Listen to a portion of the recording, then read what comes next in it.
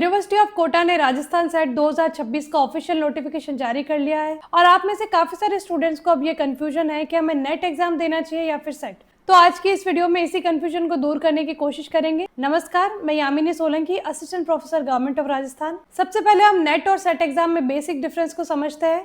Net और set दोनों ही exam assistant professor की एलिजिबिलिटी के लिए करवाए जाते हैं। नेट एग्जाम क्वालिफाई करने के बाद अब इंडिया में किसी भी कॉलेज या यूनिवर्सिटी में असिस्टेंट प्रोफेसर की पोस्ट के लिए अप्लाई कर सकते हैं और सेट एग्जाम क्वालिफाई करने के बाद आप किसी पर्टिकुलर स्टेट यानी कि राजस्थान में ही असिस्टेंट प्रोफेसर की पोस्ट के लिए अप्लाई कर पाएंगे। नेट एग्जाम का एडिशनल बेनिफिट ये है कि इसे क्वालिफाई करने के बाद आप पीएचडी में एडमिशन भी ले सकते हैं और साथ ही अगर आपका जेआरएफ भी क्वालिफाई हुआ है तो पीएचडी एडमिशन लेने के बाद आपको फेलोशिप भी मिलती है और ये दो एडिशनल बेनिफिट्स आपको आरसेट एग्जाम में देखने को नहीं मिलेंगे। तो अब सवाल ये उठता है कि सेट एग्जाम किसे देना चाहिए। सेट एग्जाम उन स्टूडेंट्स को देना चाहिए जिनका किसी भी रीजन से नेट क्वालिफाई नहीं हो पाया और वो सिर्फ और सिर्फ राजस्थान में ही असिस्टेंट प्रोफेसर बनना चाहते हैं। तो उनके लिए सेट एग्जाम एक गोल्डन अपॉर्चुनिटी है क्योंकि इसमें नेट एग्जाम के कंपैरिजन में आपको कंपटीशन भी कम देखने मिलेगा। स्टूडेंट्स का एक और कंफ्यूजन ये था कि नेट एग्जाम क्वालिफाई होने के बाद क्या सेट देना भी जरूरी है। बिल्कुल भी नहीं। अगर आपका नेट क्वालिफाइड है तो आपको सेट एग्जाम देने की कोई जरूरत नहीं है। अगर कोई स्टूडेंट राजस्थान के बाहर का है और वो राजस्थान सेट एग्जाम देना चाहता है तो वो डेफिनेटली अप्लाई कर सकता है। सेट एग्जाम के लिए आपको कौन सी बुक फॉलो करनी है, क्या स्ट्रेटेजी यूज करनी है, इसके बारे में हम आगे की वीडियोस में बात करेंगे। तो मेरे पेज पे बने रहिए। Thank you so much.